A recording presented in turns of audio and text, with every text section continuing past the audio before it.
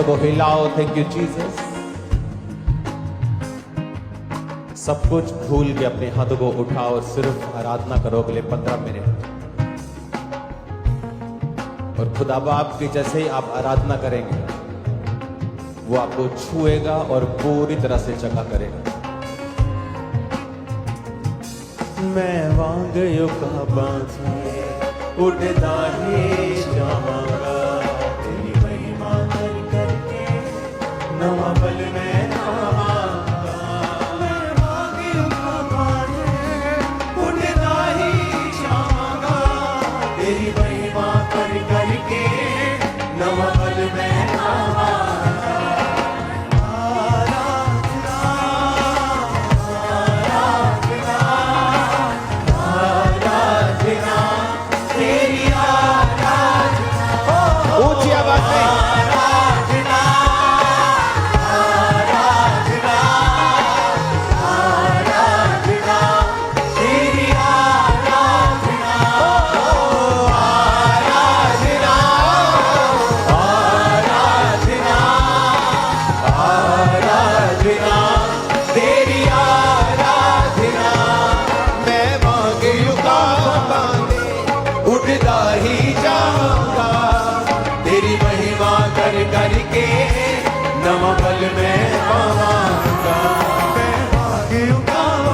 उठा के हाथों को बोलो, ही जाऊंगा, तेरी महिमा कर करके नवा बल में आवांगा। मैं वागियों का बांधे उड़ता ही जाऊंगा, तेरी महिमा कर करके नवा बल में आवांगा। मैं वागियों का बांधे उड़ता ही जाऊंगा, तेरी महिमा कर करके हाथ को उठा मेरे सर कलीसर बोलो, आराधना आराधना आराधना तेरी आराधना आराधना आराधना आराधना तेरी आराधना आराधना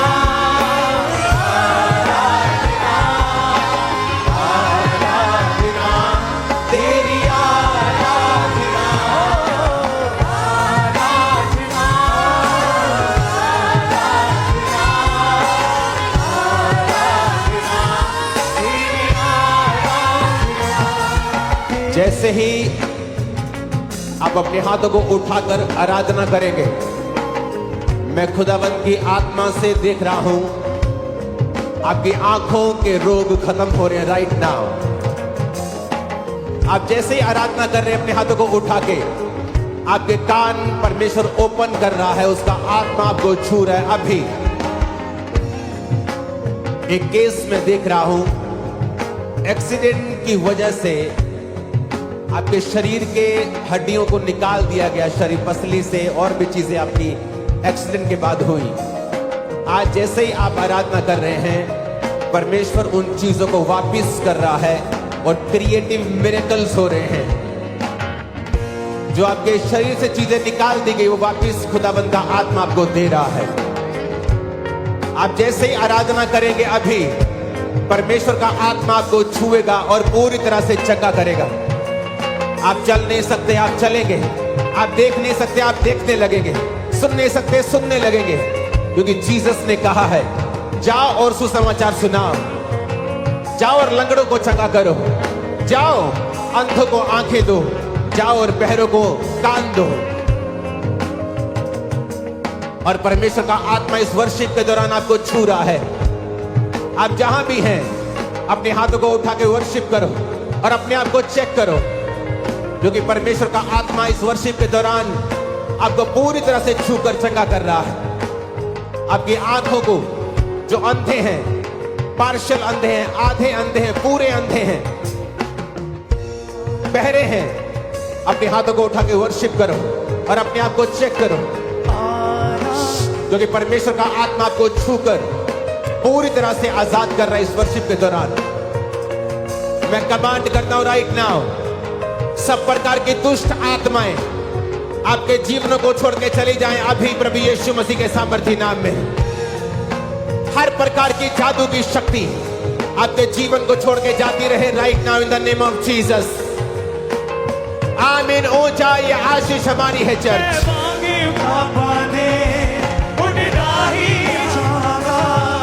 अपने हाथों को हिलाओ,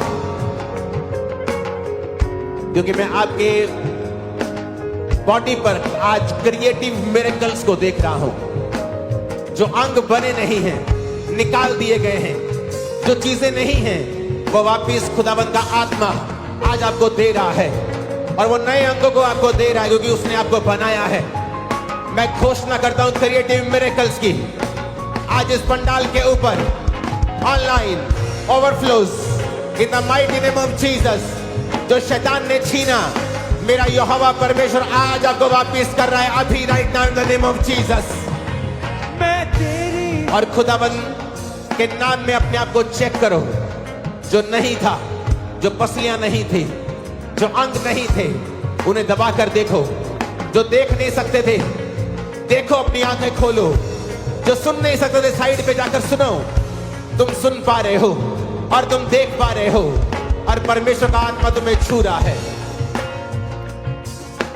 सुसाइडल स्पिरिट्स, जो आत्महत्या की आत्माएं आपके पीछे हैं, आज मैं भविष्यवाणी के शब्दों को बोलता हूं। परमेश्वर ने कहा था यहोजकेल, क्या ये हड्डियां जी सकती हैं? उसने कहा परमेश्वर मैं नहीं जानता, तू जानता है। उसने कहा भविष्यवाणी करके इन हड्डियों को बोल कि ये में मांस आ जाए। परमेश्वर का आत्मा मुझसे कह रहा है कि मैं आपकी लाइफ के ऊपर भविष्यवाणी करूं कि आज से वो सुसाइडल स्पिरिट आपका हिस्सा नहीं है इन जीसस नेम।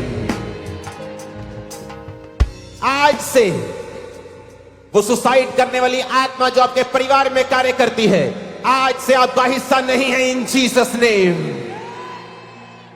आज से जो गरीबी के श्राप, गरीबी की आत्माएं आपके परिवारों से आपको फॉलो करती हैं, आज से आपका हिस्सा नहीं है, क्योंकि जीसस आज आपको नई लाइफ देने जा रहे हैं। आमीन। ऊंचाई आशीष हमारी है। आज से मैं आपकी लाइफ के ऊपर भविष्यवाणी करता हूं, नई और ऊंची पदवियां आपकी होंगी। मैं भविष्यवाणी करता हूं, नए स्थान आपके लिए होंगे। मैं भविष्यवाणी करता हूं, आपके शरीर चंगे हो रहे हैं। मैं भविष्यवाणी करता हूं, आपके परिवार चंगे हो रहे हैं। मैं भविष्यवाणी करता हूं, आपके फाइनेंस चंगे हो रहे हैं। मैं भविष्यवाणी करता हूं, आपके बच्चे चंगे हो रहे हैं। आमीन। ऊंचाई आशीष हमारी है चर्च। अपने हाथों को उठाकर बोलो थैंक यू जीसस। मैं वांगयों का बाते उड़े दाहे जावांगा, तेरी महिमा कर कर के नवा बल में पावा। आराधना। खुदावंद का आत्मा एक बहन को छू रहा है क्योंकि उसकी मैरिड लाइफ डिस्टर्ब है।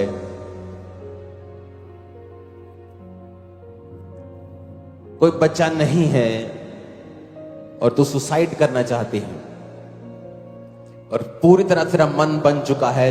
तूने लोगों को ट्रीट भी ऐसा करना शुरू कर दिया है कि जैसे तुझे इस दुनिया को अब छोड़ के जाना है। तू हर एक से स्माइल से बात कर रही है, और तेरे अंदर जो पेन है वो किसी को नजर नहीं आ रहा है। तेरा रेड कलर तेरा फेवरेट सूट का कलर है, और खुदाबंद का आत्मा तुझे छू रहा है। और ये विचक्राफ्ट की स्पिरिट है, ये जादू टोने की आत्मा है जो तुझे छोड़ के जा रही है। अगर आप अपने हाथों को उठाएंगे, आपको मालूम होगा कि एंजल्स आपके बीच में हैं। खुदाबंद की स्पिरिट ने आपको छूना शुरू किया है, आप जहां भी हैं। और जहां जहां भी शैतान ने आपकी लाइफ में काम किया है, आज मैं खुदाबंद का दास होने के नाते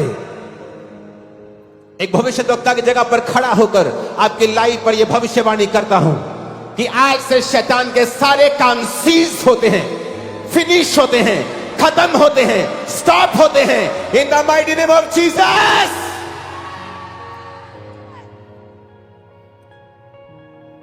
मैं वांगयों का बांधे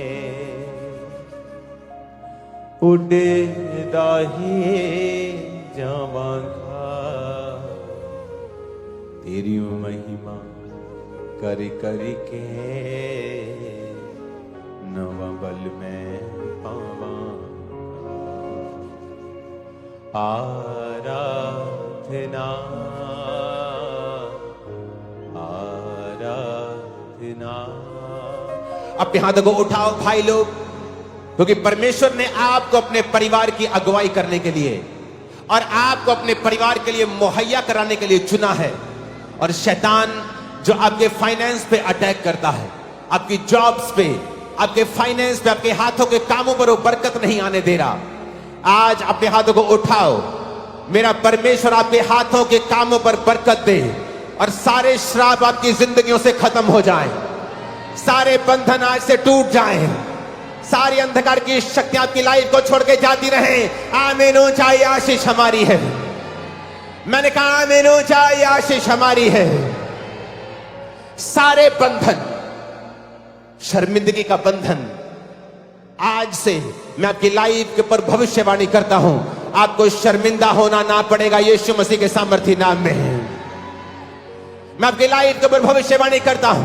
आज मैं नहीं जानता, लेकिन परमेश्वर ने मुझसे कहा है कि आज तू एक नबी के रूप में यहां पर खड़ा होगा और इन लोगों के ऊपर भविष्यवाणी करेगा और इन लोगों के ऊपर तू प्रोफेसी की स्पिरिट को रिलीज करेगा। और आज मैं भविष्यवाणी करता हूं कि तुम्हारी शर्मिंदगियों के दिन खत्म हो चुके हैं और मैं यीशु मसीह के सामर्थी नाम में उसका दास होने के नाते आपकी शर्मिंदगी को कैंसिल करता हूं आत्मा में यीशु मसीह के सामर्थी नाम में। आमीन। चार खतरनाक और आशीष आपकी उतनी बड़ी है। अपने हाथों को उठाओ। Thank you Jesus. एक बात खुदाबंद से कहो, अगर तुम चाहते हो कि ये भविष्यवाणियां तुम्हारी जिंदगी में पूरी हो, और ऊंची आवाज में कहना, हे प्रभु यीशु, मैं तेरी महिमा के लिए जीऊंगा। बोलो 7 बार ऊंची आवाज में, ऊंची आवाज में, मैं तेरी महिमा के लिए जीऊंगा। बोलो ऊंची आवाज में, ऊंची आवाज में बोलो।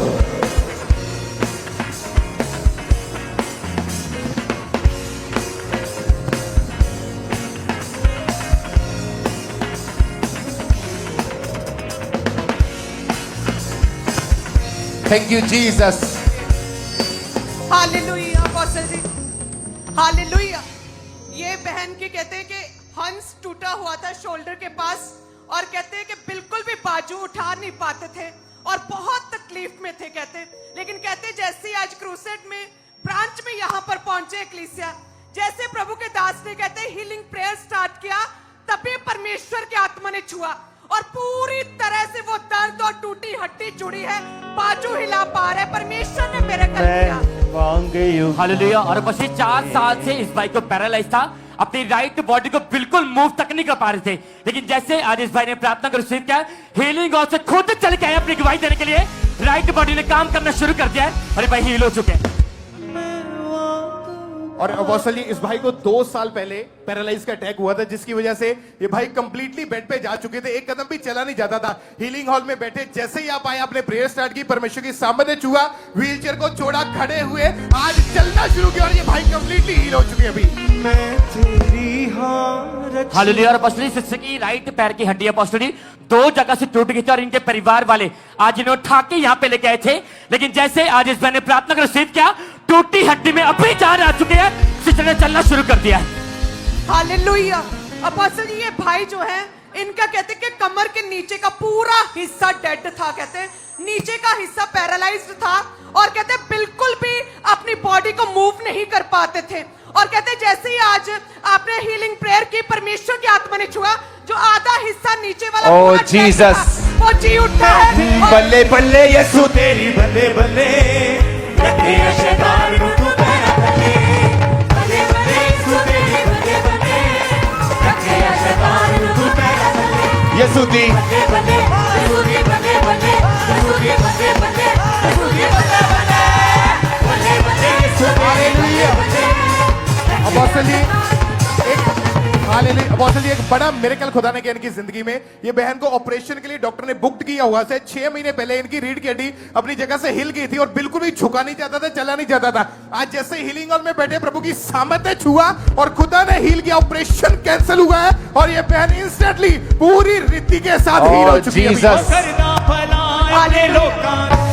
अपोस्टल जी, ये बहन पिछले इन्हें कहते कि डिप्रेशन में थे बहुत ज्यादा और कहते घर वालों को समझ नहीं आ रही थी समस्या क्या है। जैसे ही आपने प्रार्थना शुरू किया, कहते वो जो शैतान छुपा हुआ था वो जाहिर हुआ और डिलीवरेंस शुरू हुई। अपने हाथों को उठाओ और ये डेविल सरेंडर हो और सदा के लिए इन बॉडीज को छोड़ के जाए। इसमें आपके लाइफ में, फैमिली में, वो जहां भी है, मैं यीशु मसीह का दास होने के नाते उसे श्रापित करता हूं और सरेंडर होने का हुक्म देता हूं इन जीसस नेम। आमीन। ऊंचा आमीन, ऊंचा आमीन, ऊंचा आमीन, ऊंचा। ये आशीष आपकी है चर्च। और ये सरेंडर होगा, वापिस जाएगा, कभी वापिस नहीं आएगा। आमीन। ऊंचे वाला चाहिए चर्च। आज मैं क्रिएटिव मिरेकल्स देख रहा हूं। जो चीजें एक्सीडेंट ने आपकी ले ली, वो चीजें आपकी बॉडी में नहीं हैं। आप चल नहीं सकते, आप देख नहीं सकते, सुन नहीं सकते। जीसस आज आपको छुएंगे और चंगा करेंगे पूरी तरह से। इनको हटाओ सामने से। अपोस्टल जी, 1 साल से इस बहन को पैरालाइज का अटैक हुआ था, जिसके कारण बॉडी की राइट साइड पूरी तरह से रुक चुकी थी और बिना किसी सहारे के एक कदम भी चल नहीं पाते थे। ओ जीसस, तारीफ करो जोर से। अपोस्टल जी, ये बच्ची कहते पीजीआई से आई है, चेक होके कहते कि ये बच्ची को 4 साल से लेफ्ट आंख से दिखता नहीं था, रोशनी पूरी तरह से पीछे से जा चुकी थी और दिखाई नहीं देता था लेफ्ट आंख से। कहते जैसे आज ये हीलिंग क्रूसेड में आए हैं और आपने प्रार्थना किया, परमेश्वर की आत्मा ने छुआ है। हाथ रखो यहाँ पे और ये बताओ कितने बच्चे? 2 अच्छा, ये बताओ कितने? ध्यान से देखो। 4 और ये ओ जीसस, अपने लोका देना,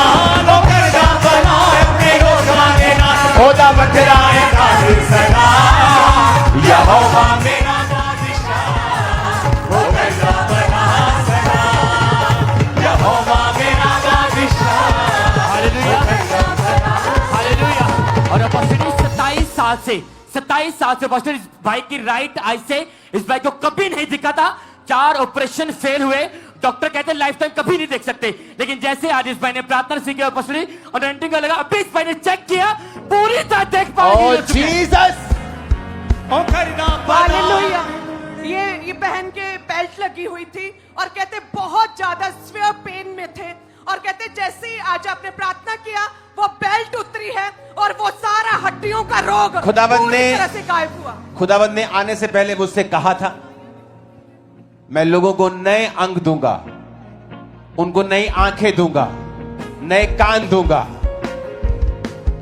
और जब मैं यहां पे आया हूं आज, मैंने भाइयों के ऊपर से एक नबी के तौर पे खड़े होकर एक भविष्यवाणी की है। खुदा ने कहा है कि वो आपकी शर्मिंदगियों को, पेन्स को, आंसुओं को, आपकी उस बेइज्जती को खत्म कर रहे हैं आज इसी मीटिंग के दौरान। और ये भविष्यवाणी है जो आप रिसीव कर रहे हैं आमीन बोलकर, और ये पूरी होगी। और आमीन खड़कने वाला चाहिए शैतान के कानों में आज।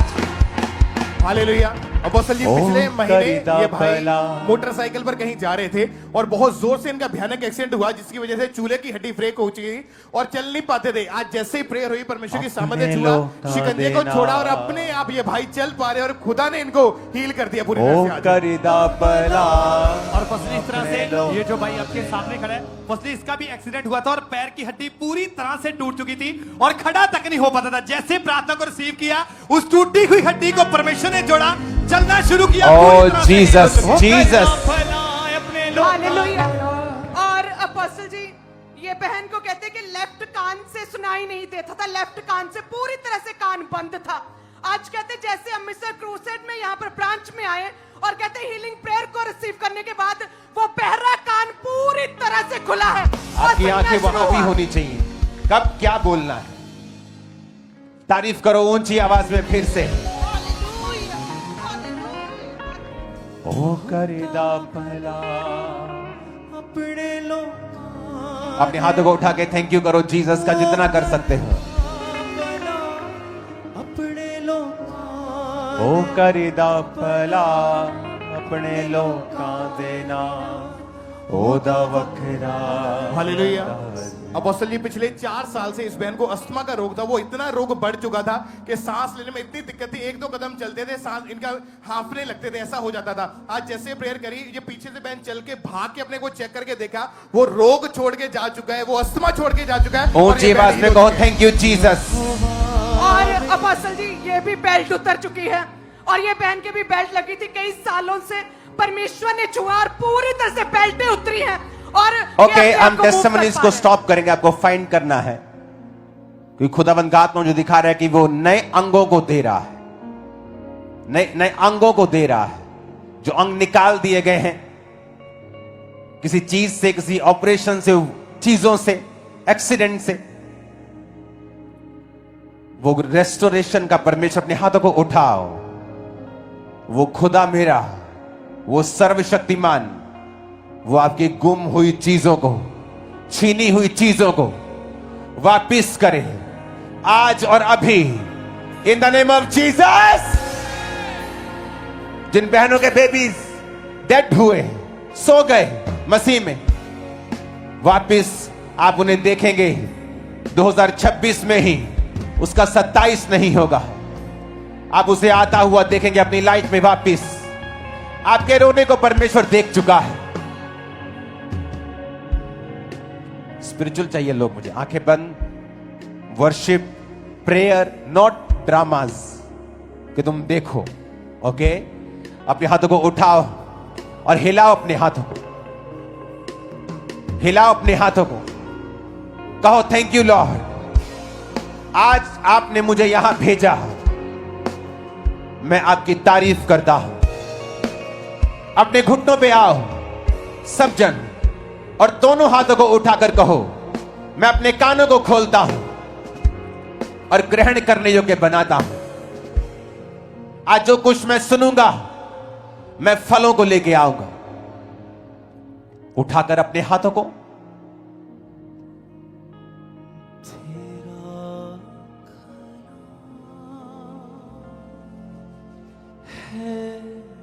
हालेलुया। अपोस्टल जी इस बहन की बहुत ही अमेजिंग टेस्टमनी है। इस बहन का नाम प्रियंका है और ये बहन खुद एमबीबीएस डॉक्टर है। और अपोस्टल जी जब ये 2025 में मई महीने में जब ये कनाडा गए तो वहां पर इनको एक बहुत भयानक बीमारी हुई जिसका नाम एक्यूट फेब्राइल एन्सेफेलोपैथी ऐसा करके एक बीमारी का इनको रोग शुरू हुआ था, जिसकी वजह से इनकी ब्रेन में बहुत ही जो कंडीशन थी वो सीवियर हो चुकी थी और इसकी ऐसी हालत में व्यक्ति जो था वो पागल होना शुरू हो जाता है। जब दिसंबर 2024 में ये कनाडा से वापस आए तो वहां पर इंडिया में आते ही बहुत बीमार रहना शुरू हुए। मई 2025 में इनकी हालत इतनी ज्यादा खराब हो गई, इन्होंने एक इंजेक्शन लगवाया था, उसके बाद से इनको हाई ग्रेड फीवर 104 105 रहना शुरू हुआ। सिर के बालों से लेकर नीचे पैरों की तलियों तक इनको ऐसा लगता एक एक हड्डी में भयानक पीड़ा थी, चल नहीं पाते थे, सहन से बाहर थी वो पीड़ा और इनको लगता था कि इनकी नसें फट जाएंगी। पागलों के जैसी ये इधर उधर घूमना शुरू कर दिया इन्होंने और कपड़े तक भी अपने शरीर के ऊपर बर्दाश्त नहीं इनसे होते थे।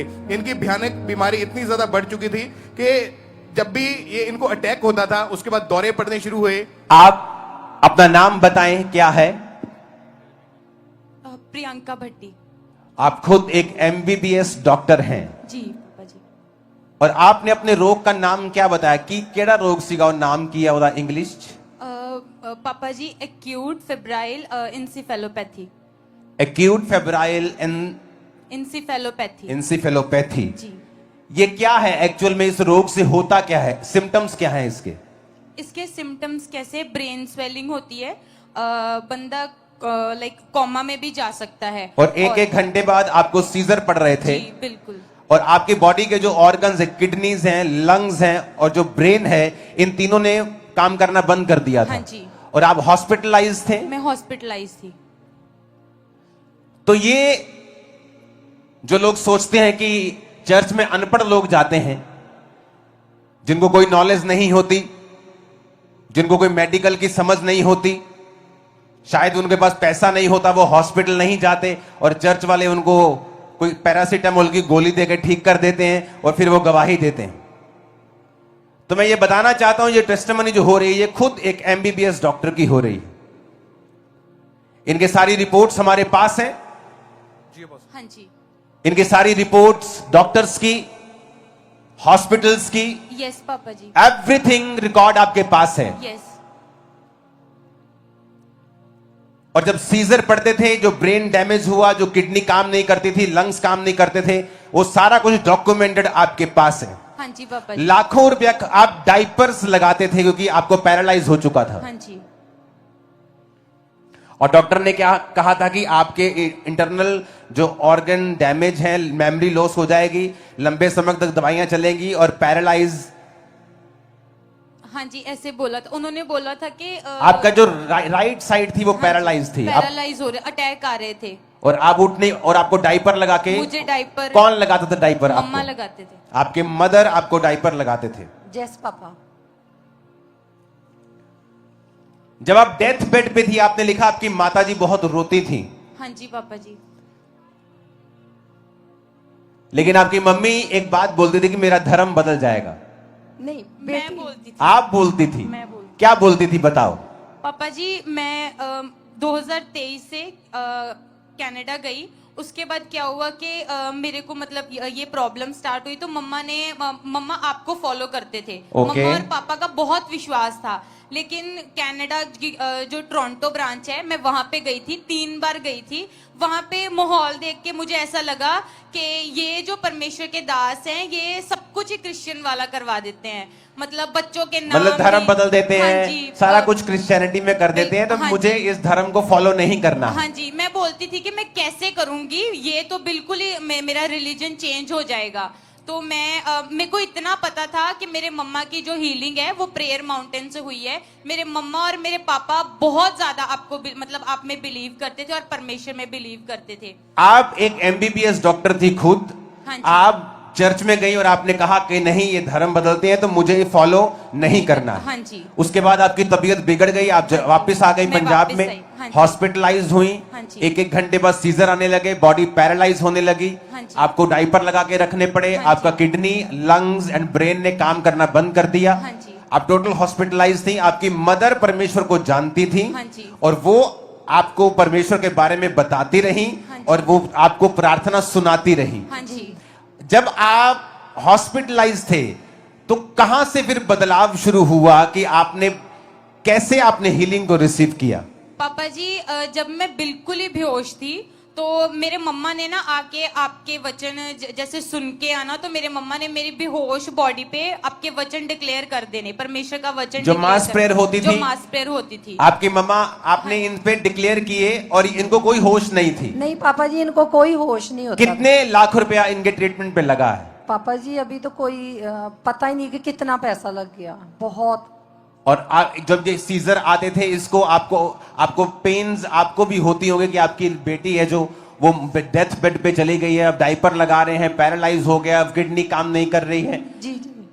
और लेकिन आपका विश्वास परमेश्वर पे था। पापा जी मैं बोलती हूँ कि मेरी बेटी 2 बार जिंदा हुई है, 2 बार डेड हो गई थी।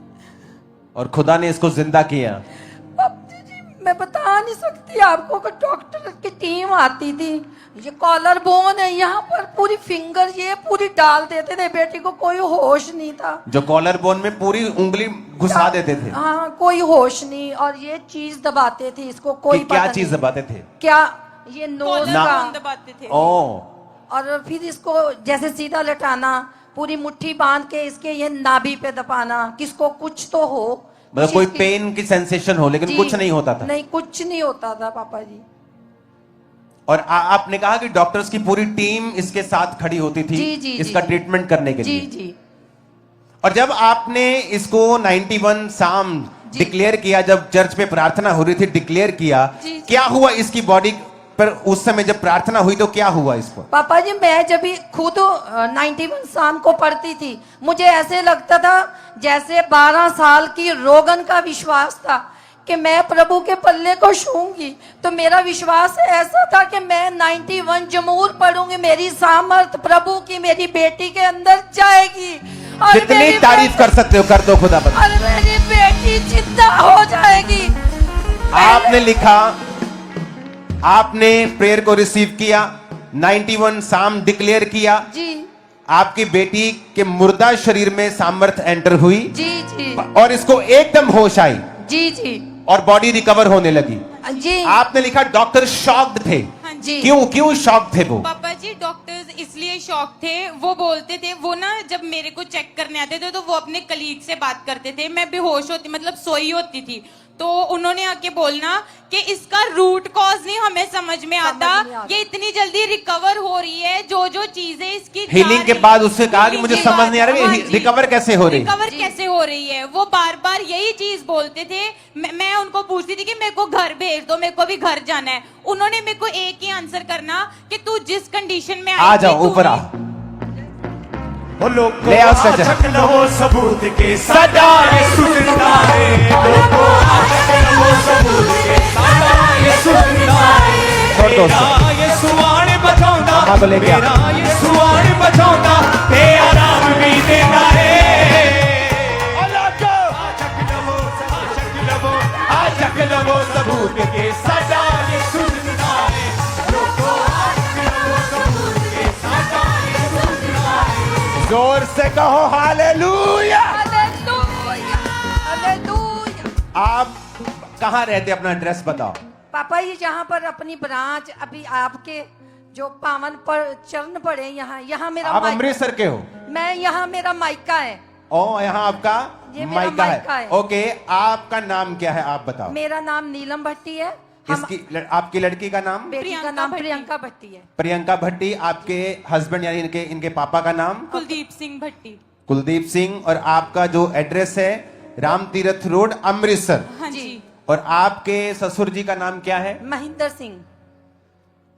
तो जाओ पता करो कि क्या हुआ है, और अगर ये झूठ है तो आ जाओ, फिर बात करते हैं।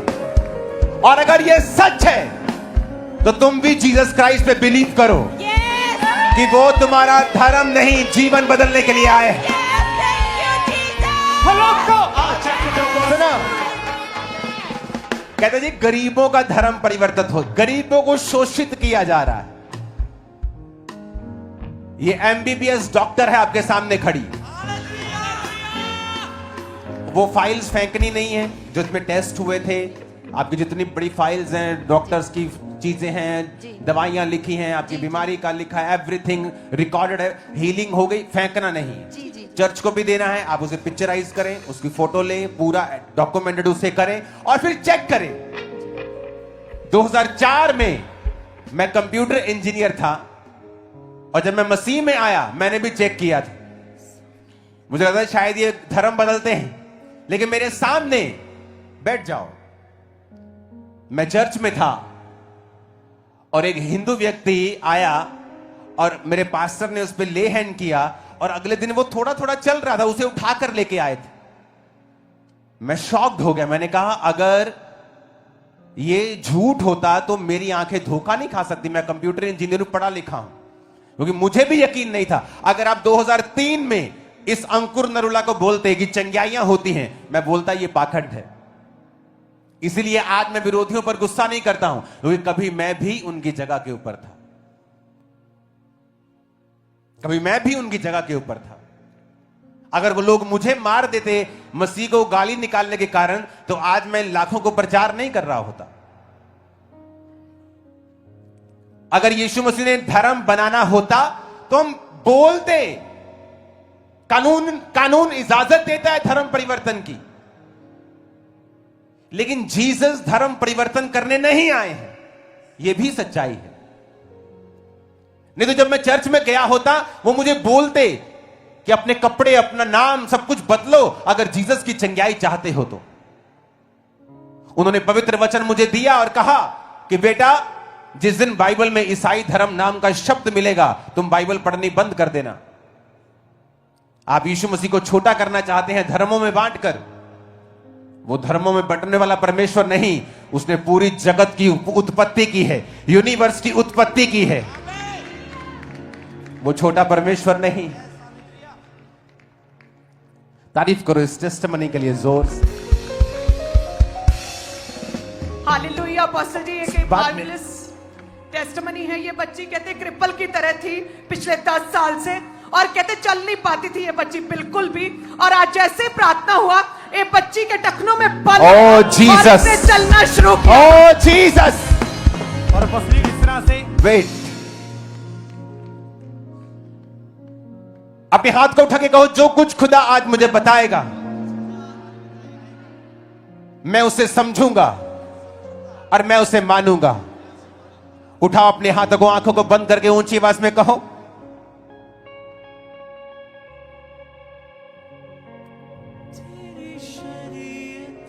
हालेलुया। अपोस्टल जी एक मार्वलस मिरेकल परमेश्वर ने किया।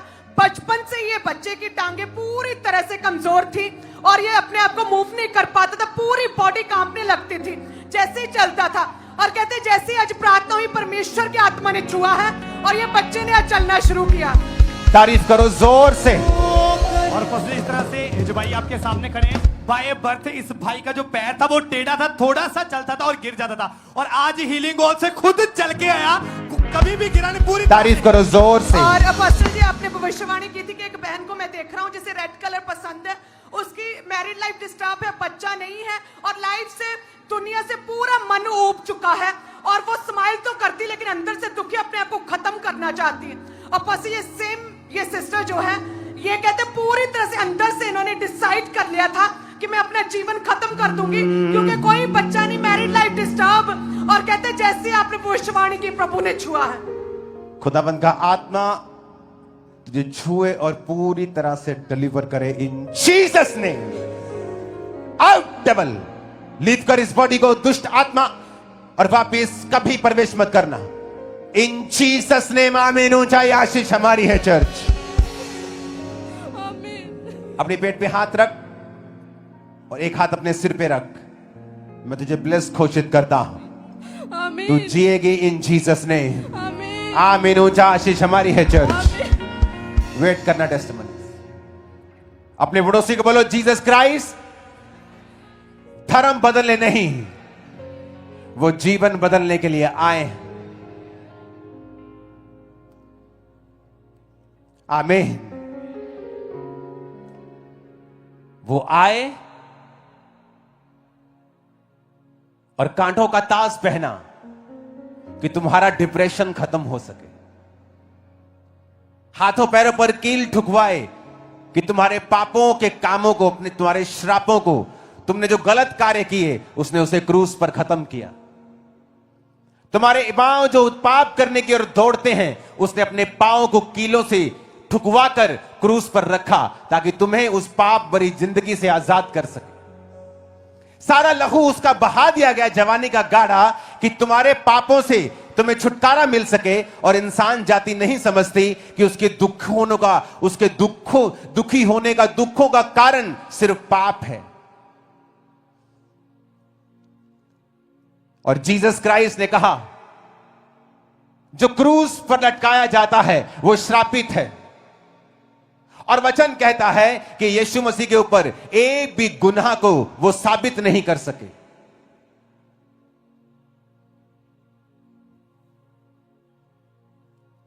राजा कहता, यीशु कोई गुनाह तुझ पे साबित नहीं होता, जस्ट अपने मुंह से कह दे कि जो चीजें ये बोल रहे हैं ये झूठ है, बस इतना कह दे, बस कुछ नहीं कहना और तुझे कोई सबूत नहीं देना। एवरीथिंग इज क्लियर, सब कुछ क्लियर है कि ये लोग सब झूठ बोल रहे हैं, बस अपने मुंह से बोल दो आप। जीसस ने कहा, इन्होंने मुझे नहीं पकड़ा, मैंने इनके बीच में रहा 3.5 साल, इनके लंगड़ों को चलाया, इनके अंधों को आंखें दी, इनके मुर्दों को जिलाया, ये मुझे पकड़ नहीं सके, लेकिन आज मैंने अपनी मर्जी से अपने आप को इनके हाथों में दिया है।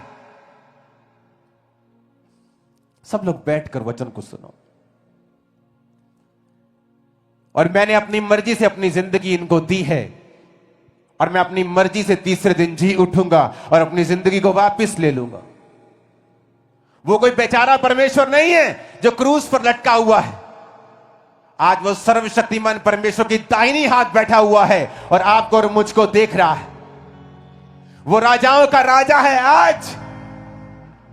वो कोई बेचारा परमेश्वर नहीं है जो क्रूस पर लटका हुआ है, जो अपने आप को बचा नहीं सका। उसने कहा मैं तुम्हारे लिए जान दूंगा और तीसरे दिन मुर्दों में से जी उठूंगा।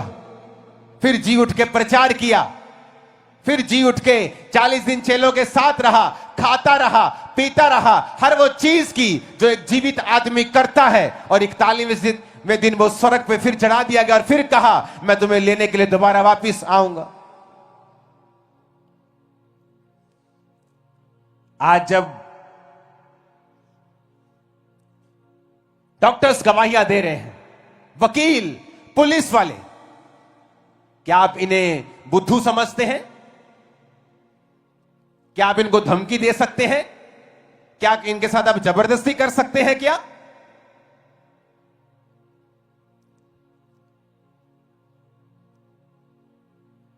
क्योंकि जीसस जब मिरेकल्स करते हैं वो दिखता है, वो समझ आता है, उसकी बातें समझ से परे नहीं है।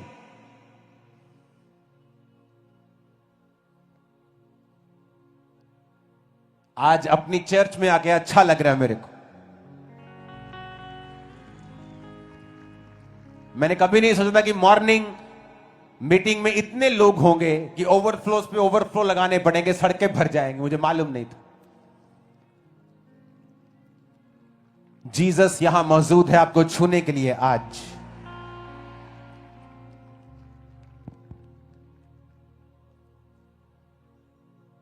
आपको यीशु मसीह में अपने जीवन को चलाना है और आपको वचन की ओर देखना है। वॉलंटियर्स, कैमरामैन, प्लीज मूव करना बंद कर दो। अपने हाथों को उठा के कहो जो कुछ आज मैं सुनने वाला हूं मैं उसका प्रचार करूंगा। आमीन। अपने हाथों को उठाओ। मैं वांगे का बाधे उड़े दाहे जावांगा तेरी महिमा कर करके नवा बल में पावा। पूरी कलीसिया गाए हाथों को उठा के। मैं वांगे का बांधे उड़े दाहे जावांगा तेरी महिमा कर करके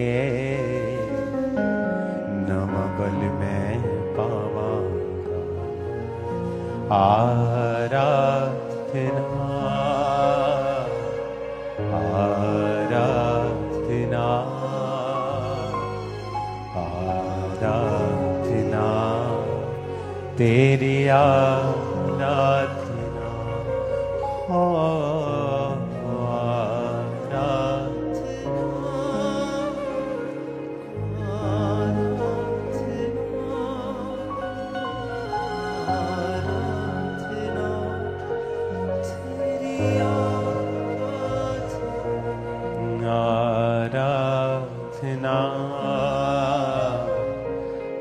आराधना आराधना तेरी आराधना आराधना आराधना आराधना तेरी आराधना। अपने हाथों को उठाओ। मेरा परमेश्वर आज वचनों से आपके कैरेक्टर्स को अपने जैसा करे और आपकी लाइफ्स की फाइट्स को फिनिश करे इन जीसस नेम। जीसस ने कहा तुम लोगों के जैसे नहीं बनो, अगर मुझे भी विरोध का बदला विरोध मिला होता, मैं कभी प्रचारक ना बन पाता। क्योंकि परमेश्वर का प्रचार करने के बाद मैं मेंटली अपसेट हो गया था, और मुझे नहीं मालूम था कि मैं मेंटली अपसेट क्यों हूं। मैं न्यूरोलॉजिस्ट के पास जाता रहा, डॉक्टर्स के पास जाता रहा, डिप्रेशन एंजाइटी मेडिसिन खाता रहा। डिप्रेशन इतना बढ़ गया कि वो सुसाइडल रूप धारण कर गया। मुझे नशों का सहारा लेना पड़ा, भांग की टिक्कियां खानी पड़ी, शराब पीनी पड़ी, सिगरेट पीनी पड़ी, हर टाइम नशे में रहना पड़ा ताकि मैं आजाद रह सकूं इस रोग से।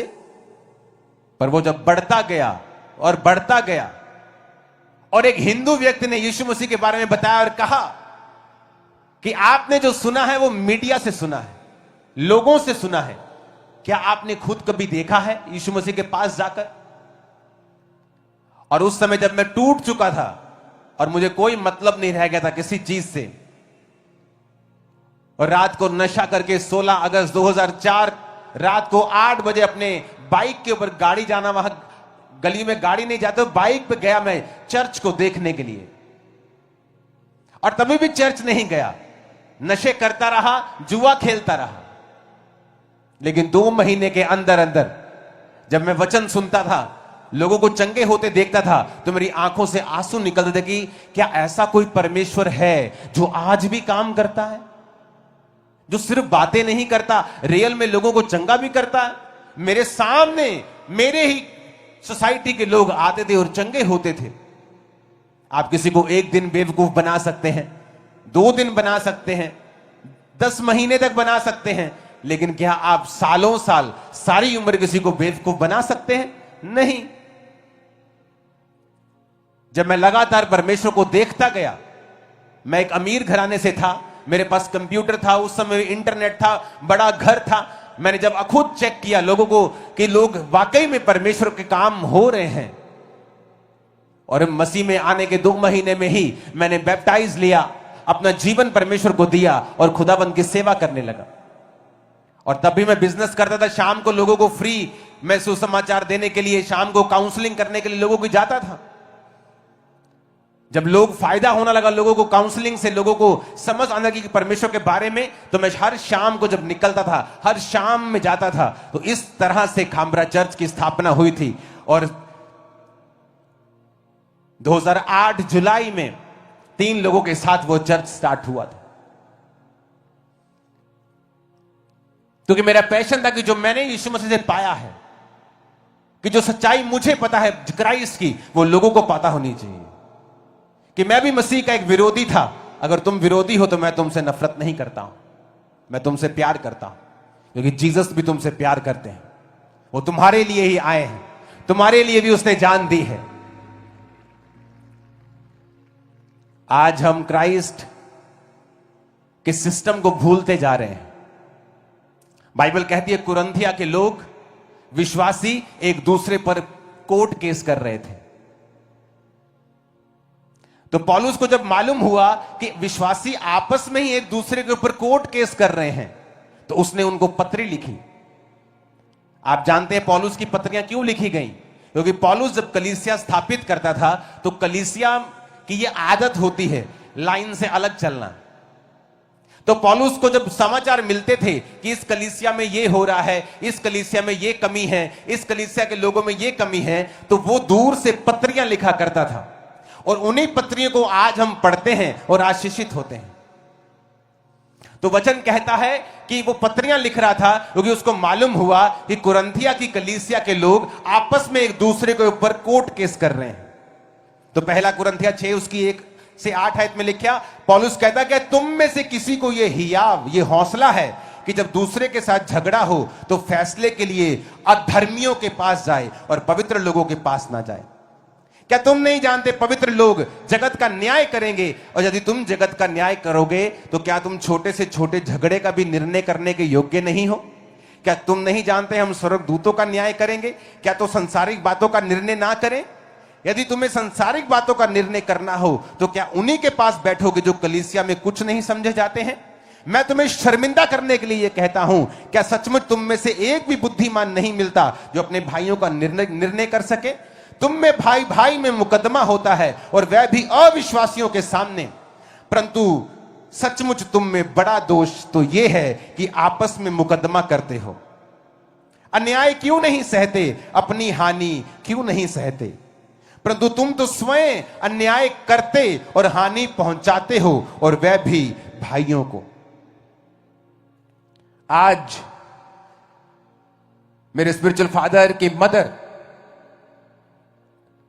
उनको ये बातें बोलती होती थी कि जब बेटा तुम्हें लगे कि तुम्हारी सेवकाई में रिजल्ट नहीं आ रहा है, जो तुम्हारा डिजायर्ड रिजल्ट है, जो तुम खुदाबंद में चाहते हो, जो चंगाइयां, मिरेकल्स, हीलिंग्स, डिलीवरेंस, लोग तुम चाहते हो, जब तुम्हारी लाइफ में ना हो रहा हो, तो बेटा अपनी लव लाइफ को याद करना। Please watch out your love life. तुम्हारी लव लाइफ कैसी है? तुम दूसरों से कितना प्यार करते हो?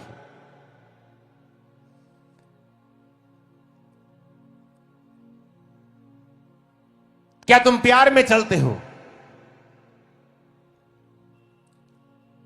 अपने आप को चेक करना। पौलुस कहता, मैं तुम्हें शर्मिंदा करने के लिए कहता हूं कि अविश्वासियों के सामने तुमने एक रॉन्ग एग्जाम्पल पैदा की। कहता, अन्याय सह लो, हानि सह लो, पर अविश्वासियों को बात करने का मौका मत दो। कहता, तुम में एक भी बुद्धिमान नहीं मिलता क्या? क्या तुम नहीं जानते तुम स्वर्गदूतों का न्याय करोगे? क्या तुम नहीं जानते कि तुम दूसरों का न्याय करोगे जब स्वर्ग में जाओगे? तो क्या तुम धरती पर तुम इन संसारिक झगड़ों का न्याय करने के योग्य नहीं हो? रोमियो 12 उसकी 17 से 19 में लिखा है, बुराई के बदले किसी से बुराई ना करो, जो बातें लोगों के लिए निकट भली हैं उनकी चिंता किया करो। अपना बदला ना लो, परमेश्वर के क्रोध को अवसर दो, क्योंकि परमेश्वर कहता है बदला लेना मेरा काम है, मैं ही बदला लूंगा। पहला पत्रस 2 उसकी 19 से 23 में लिखा है, यदि कोई परमेश्वर का विचार करके अन्याय से दुख उठाता हुआ कलेश सहता है तो यह सुहावना है। तुमने अगर अपराध करके मुक्के खाए तो धीरज धरा, तो इसमें क्या बड़ाई है? यदि भला काम करके दुख उठाते और धीरज धरते हो तो यह परमेश्वर को भाता है, और इसी के लिए तुम बुलाए गए हो। मसीह भी तुम्हारे लिए दुख उठाकर तुम्हारे लिए एक आदर्श दे गया कि तुम भी उसके पद चिन्हों पर चल सको। ना उसने पाप किया, ना उसके मुंह से छल की कोई बात निकली। वो गाली सुन के गाली नहीं देता, दुख उठाकर किसी को धमकी नहीं देता था, वरन अपने आप को सच्चे न्याय के हाथों में सौंप देता था।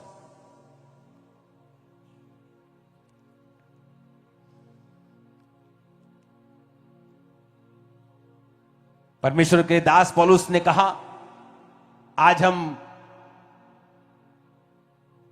प्रेरितों के जैसे काम करना चाहते हैं, लेकिन उनके जैसा स्वभाव रखना नहीं चाहते। उनके जैसा नेचर माफ करने का, अन्याय सहने का, दुख सहने का, यह हमारे अंदर नहीं है। तो जीसस ने कहा, अगर लव नहीं है तो कुछ भी नहीं। तुम्हारी भविष्यवाणियां भी अधूरी है, तुम्हारी हीलिंग भी अधूरी है, तुम्हारा ज्ञान भी अधूरा है। तुम जितनी मर्जी ज्ञान पे ली जाओ लोगों को, कोई फायदा नहीं अगर तुम्हारी लव लाइफ में प्रॉब्लम है। एक पास्टर मेरी बहुत खिलाफत करता था और उसे मालूम नहीं था कि मुझे यह बात मालूम है। तब इंटरनेट इतना नहीं होता था। जब उसे पता चला एक दिन कि मैं पास्टर्स की हेल्प करता हूं, तो एक दिन उसका मैसेज आया टीम के द्वारा कि मैं आपसे मिलना चाहता हूं। मैं उससे मिला और उसने अंदर आके मुझे बताया कि मैं कर्जे में हूं और मेरे ऊपर इतना कर्जा है, अगर मैं अब नहीं चुकाऊंगा तो मेरी फलानी चीज को, जो कि सेवकाई के लिए इंपॉर्टेंट है, वो उठाकर लेके जाएंगे, क्योंकि वो कागजों में अटैच है चीजें। उसे लगता था कि मुझे पता नहीं है कि तू मेरी खिलाफत करता है, और परमेश्वर ने मुझसे कहा कि अगर तू प्यार करता है इसके कर्जे को उतार। मैंने कहा, परमेश्वर ये मेरी खिलाफत करता है। परमेश्वर ने कहा, तुझे प्यार करना है। मैंने कहा, भाई आप फलानी तारीख को आ जाए, मैं आपका कर्जा उतार दूंगा। सुनो मेरी बात, आप जानते उस व्यक्ति कि वो व्यक्ति तब भी थैंकफुल नहीं था।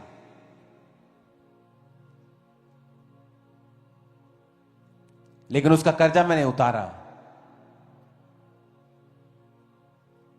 मेरे पास कुछ सैकड़ों लोग तब आते थे, आज वो लाखों में है। सुनो मेरी बात, वो व्यक्ति का कर्जा उतर गया पर उसका लेवल कभी बड़ा नहीं हुआ, वो आज भी उसी लेवल पे है।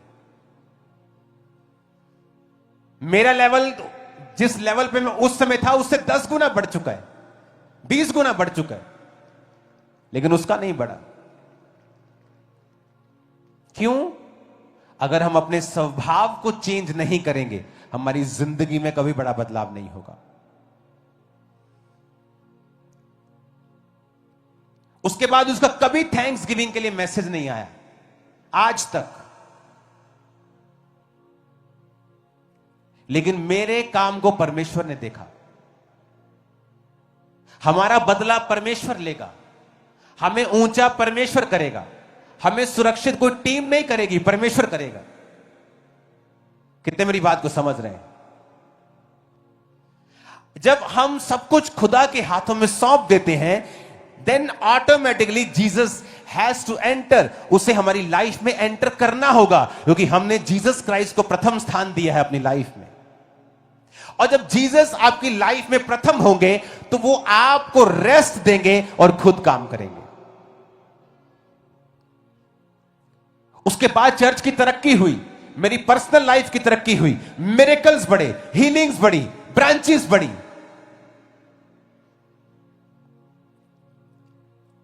आज हम चर्च की जगह पे हैं, जो आप लोग क्रूसेड समझ रहे हैं, ये चर्च की ब्रांच आप समझ लो, इसको इमेजिन करो। और अभी ओवरफ्लोज आप नहीं दिखा रहे हो। कैसे पॉसिबल है? आपको जीसस के स्वभाव में बढ़ना है। मसा तभी आएगा आप उसके स्वभाव में बढ़ेंगे तो। जीसस ने कहा, जब तुम चलोगे तो तुम्हारी चलने से अन्य जातियों में मेरे नाम की महिमा होनी चाहिए। ऐसा कोई काम तुम मत करना जिससे मेरे नाम को कोई बेइज्जती मिले। आप जीसस को पर्सनली नहीं लेते हो, आप क्रिश्चियन हो, आप मोहल्ले की नुक्कड़ पे खड़े हो और आप नशा सेल कर रहे हो या आप किसी लड़की को छेड़ रहे हो, you are a bad Christian. और आप जीसस क्राइस्ट को महिमा नहीं दे रहे हो। जब आप उसे महिमा नहीं देंगे तो कर्स आप पर, आपके परिवार पर होगा। आप कहीं घर में काम करती हैं, जॉब करती हैं, वहां आप चोरी कर रही हैं, आप जीसस के नाम को महिमा नहीं दे रहे हैं। आप उसको पर्सनली रिप्रेजेंटेटिव उसके नहीं हैं। मैं जीसस का पर्सनल रिप्रेजेंटेटिव था और अब भी हूं। जब मैं अपना टाइल्स का बिजनेस करता था तो जितनी भी एनआरआई बेल्ट है, वेगोवाल, नडाला, प्लाथ, जितनी भी एनआरआई बेल्ट है, यहां हमारा सारा टाइल्स का सामान जाया करता था लाखों रुपए में। ऐसी दुकानें थी जिनसे आज भी हमने लाखों रुपया लेना है। वो हर हफ्ते, जैसे होलसेलर उगराई करने जाते हैं कि अगर 10 लाख का सामान दिया तो हर हफ्ते वो 50,000 60,000 आपको देते हैं। ऐसे तो थर्सडे में वहां पर जाया करता था और वहां पे ऐसी पार्टीज थी जिन्होंने पैसे वापस नहीं किए। और जब मैं मसीह में आया और जब चर्च बड़ी हो गई तो मेरे लिंक्स बहुत सारे लोगों के साथ पहले भी थे और बाद में और बढ़ गए। मेरा एक कॉल या एक चीज मेरे पैसों को वापस लेके आ सकती थी। परमेश्वर ने मना कर दिया कि फाइट नहीं करना, पैसों के लिए छोड़ दे। और पैसे लाखों रुपए मैंने आज भी छोड़े हुए और खत्म कर दिया, खाता कैंसिल कर दिया हुआ। रीजन कि मुझे लड़ाई नहीं करनी, क्योंकि अब मैं जीसस को रिप्रेजेंट करता हूं। जब मैं जीसस का रिप्रेजेंटेटिव हूं तो मेरी लाइफ भी ऐसी होनी चाहिए। आप आज पैसा बोते हैं, चर्च को जाता है, मेरे पास नहीं आता है। आपके पैसे को मैं देखता तक नहीं हूं। मेरी बुक्स मुझे देती हैं, उन्हीं से मैं सब कुछ करता हूं। आज आपको ऐसा कैरेक्टर बिल्ड करना है कि लोग जब आपको देखें तो बात ना कर सकें आपके खिलाफ, दाव ना मिल सके उनको। जब जीसस आपको देखते हैं कि इस आदमी ने मुझे पर्सनल ले लिया है, कि आप ये काम नहीं करेंगे क्योंकि आप क्राइस्ट के कहलाते हैं, मसीह आपके नाम के पीछे लगता है या आप क्रिश्चियन बन चुके हैं। कोई आपको देखेगा क्या बोलेगा? आपका पड़ोसी अगर जानता है कि आप क्रिश्चियन फैमिली हैं और आप बिजली की कुंडी लगाकर चोरी कर रहे हैं, आपने अपनी गवाही को खराब कर लिया है। आपकी प्रार्थनाएं कबूल नहीं होंगी, मैं आपको बता रहा हूं। क्योंकि आप नहीं समझ रहे हैं कि इस धरती के ऊपर जब आप मसीही हैं तो आप जीसस को दिखाने वाले हैं, आप उसके रिप्रेजेंटेटिव हैं, आप उसके एम्बेसडर हैं। आप दिखाने वाले हैं कि जीसस कैसा है, मुझे देखो। लेकिन आज पास्टर्स देखें अपनी लाइफ को, क्या आप अपनी लाइफ को बोल सकते हो कि मैं जीसस के जैसा हूं? जेलसी आप में, प्रोग्रामिंग हर तरफ खिलाफत आप में, आप कैसे बोल सकते हैं?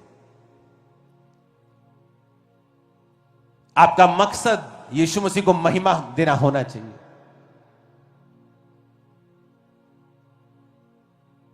आप जीसस क्राइस्ट के रिप्रेजेंटेटिव हैं, उसके एम्बेसडर हैं।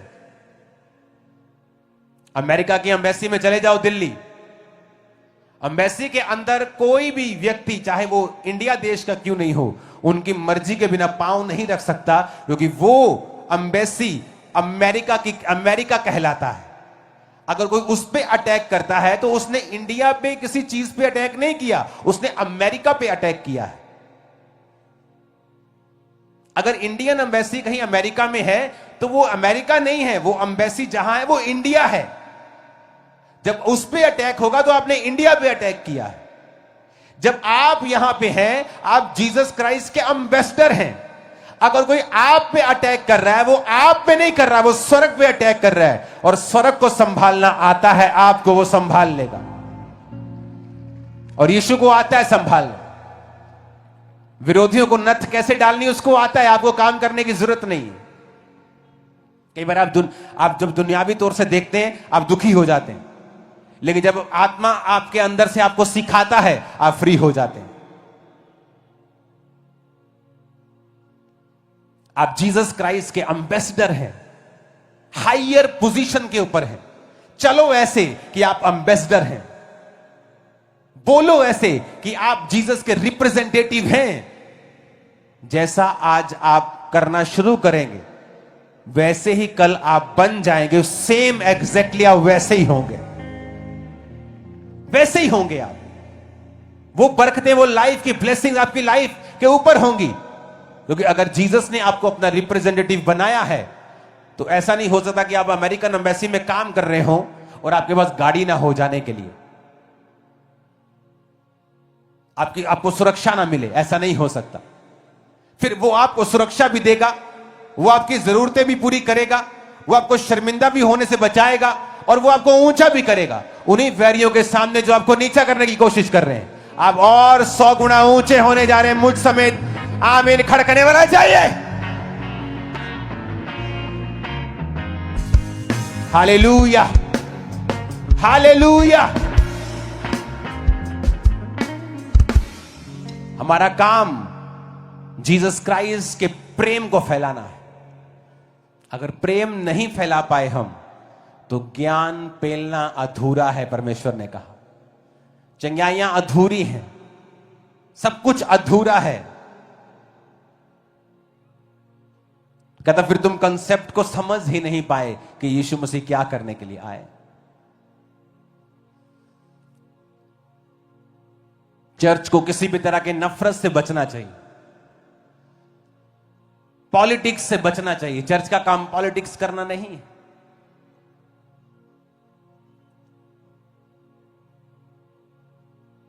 आज लोग सोचते हैं कि चर्च, कोई ग्लोबल एक्शन कमेटी खड़ी कर दी, चर्च को पॉलिटिक्स करनी है।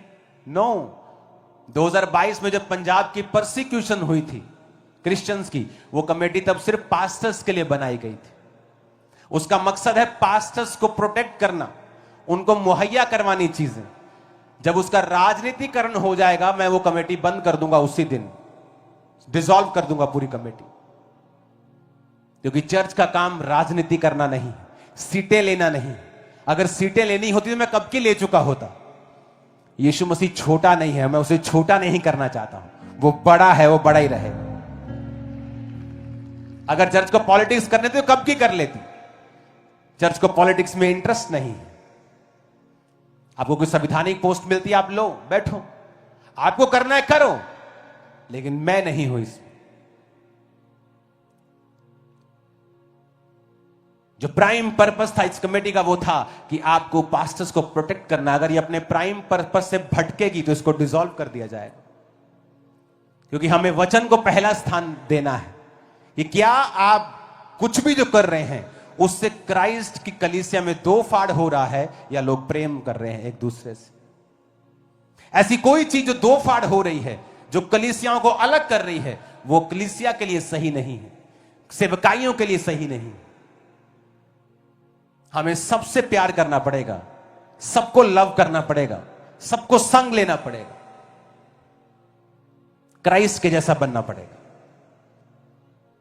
एक दूसरे की सहनी भी पड़ेगी, एक दूसरे से प्यार भी करना पड़ेगा, एक दूसरे के लिए प्रार्थना भी करनी पड़ेगी। यीशु मसीह की पर्सनल जिम्मेवारी लेकर अब ऐसा चलना भी पड़ेगा, क्योंकि आप क्राइस्ट के रिप्रेजेंटेटिव हैं।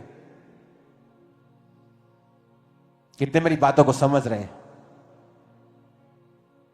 आप कैसे हो सकता है कि आप एक व्यक्ति के सामने ही गिर जाएं, उसको पता हो कि आप गिरे हुए हैं, आप कैसे सुबह उठ के अपना मुंह दिखा सकते हैं किसी को? मुझे तो अंदर से फील होती है ये चीज।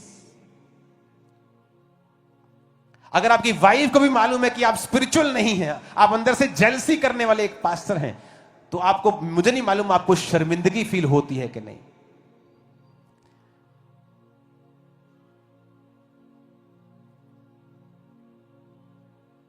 आपको क्राइस्ट के जैसा बनना है, रिजल्ट भी क्राइस्ट के जैसे ही होंगे। ऐसे रिजल्ट होंगे मार्वलस, आप हैरान हो जाएंगे कि मैं इसके काबिल नहीं, मेरी लाइफ में, मेरे फाइनेंस में ऐसा रिजल्ट कैसे आ सकता है, ऐसी बरकत मेरे परिवार में कैसे आ सकती है, ऐसी चंगाई मेरे शरीर में कैसे आ सकती है। डॉक्टर ने तो बोला हुआ है ये नहीं हो सकता, मैंने आईवीएफ भी करवाए, फेल हो गए, लेकिन कैसे प्रेगनेंसी पॉसिबल हो सकती है? क्योंकि यीशु मसीह इसीलिए आए। अगर आप वचन पे नहीं चलेंगे, आप पवित्र आत्मा से कभी भरपूर नहीं हो सकते। आप पवित्र आत्मा से भरपूर नहीं है, कभी भी अनॉइंटिंग आपकी लाइफ पे नहीं होगी। अगर अनॉइंटिंग आपकी लाइफ पे नहीं है तो आपकी लाइफ इजी नहीं होगी। मसा नहीं है तो जिंदगी आसान नहीं होगी, हर चीज भारी लगेगी आपको, क्योंकि मसा ही है जो आपके सिर के जुए को नाश करता है। और हर व्यक्ति जो जेलसी की स्पिरिट में है वो मसे को नहीं कंटिन्यू कर सकता, वो एक लिमिटेड लाइफ जीता है, क्योंकि मसा आपकी लाइफ को अनलिमिटेड करता है, आपको बियॉन्ड लिमिट आपको बढ़ाता है। ऊंची आवाज से बोलो हालेलुया। आज मेरी एक्सपेक्टेशन से ज्यादा लोग हैं यहां। मैंने कभी नहीं, मॉर्निंग मीटिंग में इतने लोग होंगे, लाखों लोग मॉर्निंग मीटिंग में, कभी नहीं सोचा। और आप देखो भाई कितने हैं जो काम करते हैं, बिजनेस कर रहे हैं। लोग बोलते हैं लेडीज आते, लेडीज फ्री होती, भाई भी हैं, हाफ हाफ है। इमेजिन, कौन लेके आया आपको? यीशु मसीह आपको लेके आया। मैंने अपने जीवन में वचनों से आशीष पाई है, मेरी जिंदगी वचनों से बदली है, मेरी बढ़ोतरी वचनों से हुई है। जब वचन पढ़ता था, वचन समझता था, वचन सुनता था, तो उसको फॉलो करता था। मेरे साथी थे, मेरे संगी थे, यूथ ग्रुप था जो वचन को फॉलो नहीं करते, वचन सुनते थे लेकिन व्यभिचार में गिरते थे, कोई पाप में गिरता था, कोई किसी चीज में गिरता था। आज वो वहीं के वहीं है, आज भी 20 साल बाद उनकी जिंदगियां, आज वो सीख तो गए हैं, पाप तो छोड़ दिया है, लेकिन वो लेवल वो भी हासिल नहीं कर सके, क्योंकि उन्होंने भी उस समय वचन को नहीं पहचाना। तो ये परमेश्वर की मर्जी है कि आप वचन को पहचाने, एक क्रिश्चियन लाइफ रखें, एक स्ट्रांग लाइफ रखें, एक स्ट्रांग लाइफ, एक क्रिश्चियन लाइफ, प्रार्थना से भरी हुई, जीवित चर्चों के साथ जुड़ी हुई। सिर्फ मेरा ही चर्च पंजाब में जीवित नहीं है, बहुत सारे चर्चेस जीवित हैं। आप जीवित चर्च में जाएं, जाके वचन को सुने, चर्च के एक्टिव मेंबर बने, सुसमाचार टीम का हिस्सा बने, सफाई टीम का हिस्सा बने, इवेंजलिस्ट टीम का हिस्सा बने, वर्कर बने, बाथरूम साफ करने वाली टीम बने, लंगर टीम बने, सफाई team, chair team, any team, आप किसी ना किसी टीम में होने चाहिए। आपके परिवार को कोई सदस्य सेवा में होना चाहिए। यह है असल मकसद कि जिससे आपकी जिंदगी बदले, आप अपने देश के लिए बरकत का कारण बने, अपनी स्टेट के लिए, परिवार के लिए आशीष का कारण हो। अगर आप भी वही करेंगे जो लोग करते हैं, तो फिर क्या फायदा आपका मसीह में आने का? कहां आप जीसस क्राइस्ट को दिखा रहे हो? कहां आप रिप्रेजेंट कर रहे हो उसको? कहां नजर आता है आप में परमेश्वर? हालेलुया। अगर वो नजर नहीं आता तो हम कहीं अपना मार्क मिस कर रहे हैं, असल मकसद मिस कर रहे हैं। अगर पैसा ही कमाना है, अगर पॉलिटिक्स ही करनी है, तो फिर क्यों आए मसीह में? तो जाए हम वही काम करें, फिर वही काम करके तो हम मसीह में आए। अगर यही काम मसीह में आके करने हैं तो मसीह में आने का फायदा क्या है? अपनी जिंदगी को पहचानें, इसको गैदर करें, इसको इकट्ठा करें, इसको चेक करें, सेल्फ रियलाइजेशन करें, अपने आप को जांचें, अपने आप को परखें, अपने आप को सेट करें। यह मेरी बरकत का कारण है। लोग बोलते हैं आप 5 घंटे क्या प्रेयर करते हो? मैं 5 घंटे प्रेयर थोड़ी करता हूं। आपकी प्रेयर 2 घंटे में खत्म हो जाएगी, 1 घंटे में शब्द खत्म हो जाएंगे आपके पास। उसके बाद 4 घंटे यीशु मसीह के पास बैठ के आप क्या करोगे? सेल्फ रियलाइजेशन भी एक प्रार्थना का हिस्सा है कि कहां मुझे कमी है, कहां मेरी लाइफ में कमजोरी है, कौन से हिस्से को मुझे स्ट्रांग करना है। आप बैठते हैं, आप ऐसे ही बढ़ते हैं, क्योंकि जब आप प्रभु की प्रेजेंस में बैठते हैं, परमेश्वर आपसे बात करता है, और जब वो बात करता है, एक्चुअल में वो ब्लेसिंग तब रिलीज होती है। परसों रात को मैं परमेश्वर के पास जब बैठा, मैं रोज खुदाबंद के पास बैठता हूं, तो मैं प्रार्थना करी जा रहा था। जैसे तड़का हुआ, परमेश्वर ने कहा, क्योंकि चर्च के पास जो मेन पंडाल है, उसके पास जो चर्च भवन बन रहा है, एक हॉल है और उसके बाद एक ओवरफ्लो है, उसके पास भी एक 8.5 9-10 एकड़ का टोटल मिला के सब जगह, वहां पे एक जगह है जो चर्च की है। तो परमेश्वर ने कहा जा और उस जगह को अनॉइंट कर और 10,000 चेयर खरीद, क्योंकि मैं 10,000 लोग इस महीने के अंत में तेरे पास भेज रहा हूं। 10,000 चेयर्स सिर्फ 10,000 हैं। आप इमेजिन करो लोग कितने बैठे होंगे। आज देखो चेयर सिर्फ नुक्करों पे लगी हैं और हजारों में है, और बाकी देखो 90% लोग नीचे बैठे हैं। तो खुदा ने कहा 10,000 चेयर खरीदनी है। ये लाइफ टाइम की टेस्टिमनी होती है लोगों की कि मेरी चर्च में 10,000 लोग हैं, 5,000 लोग हैं, 3,000 लोग हैं। और परमेश्वर मुझे कह रहा है कि मैं एक महीने में, इस 25 दिसंबर में 10,000 लोग भेज रहा हूं। जो पहले आते हैं वो अलग, एक अलग हॉल चुन, और वो 8.5 एकड़ का एक लैंड है, और 200 मरले और लगा लो, 10 एकड़ का आप लगा लो वो टुकड़ा, जिसमें से आधा अब हम यूज करना स्टार्ट करेंगे उसको। और परमेश्वर ने कहा जा, और अब मैं जाऊंगा यहां से, ये काम खत्म होगा, 1-2 मीटिंग्स और होगी, उसके बाद टीम उसका ऑर्डर कर देगी, चेयर्स का चेयर आएंगे, वो एक नया हॉल एकड़ के हिसाब से चर्च में ऐड हो जाएगा 1 महीने के अंदर। क्या ये ग्रेस नहीं है? कैसे पॉसिबल है? मैं आपको बताता हूं। Self realization. आप प्रभु के पास क्वाइट टाइम में बैठते हैं, बा बा बा प्रा डे डे डे। परमेश्वर कहता है अन्य जाति को तरह बक बक मत कर प्रार्थना में, क्योंकि उनको लगता है कि बक बक करने से उनकी सुन ली जाएगी। कई बार आपको सेल्फ रियलाइजेशन करनी होती है। आप बैठते हैं कि कहां मेरी लाइफ में कमी है, और आप रोज प्रभु से बात करते हैं। आप जब कमी निकाल लेते हैं, कमियां निकाल लेते हैं, आप खुदा के पास बैठते हैं।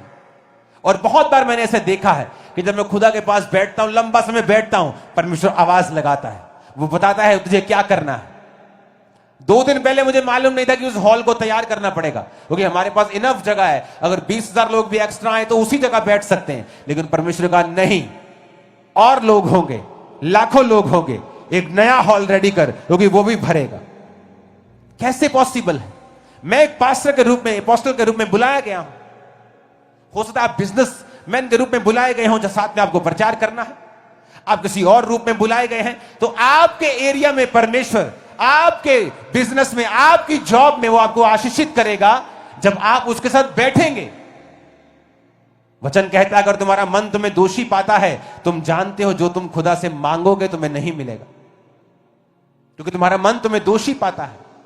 तुम पता है तुम चोर हो, तुम व्यभिचारी हो, तुम भाइयों की निंदा करने वाले हो, तुम खिलाफती करने वाले हो, तुम्हें पता है तुम्हारा मन तुम्हें दोषी पाता है।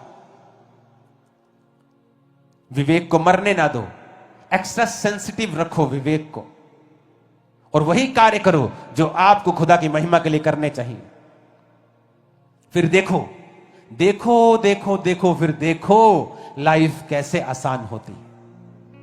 वो बेटा जो बात नहीं सुनता बात सुनने लगेगा, वो बिजनेस जो चलता नहीं चलने लगेगा, वो फाइनेंस आसान होने लगेगा, वो चीजें आसान होने लगेंगी, जो काम नहीं हो रहे थे वो होने लगेंगे, क्योंकि जीसस सीन में आ चुके होंगे, आपकी लाइफ में वो एंटर कर चुके होंगे। वो आपको बताएंगे मेरे बेटे मेरी बेटी, ना बल से ना शक्ति से मेरी आत्मा के द्वारा सब होता है।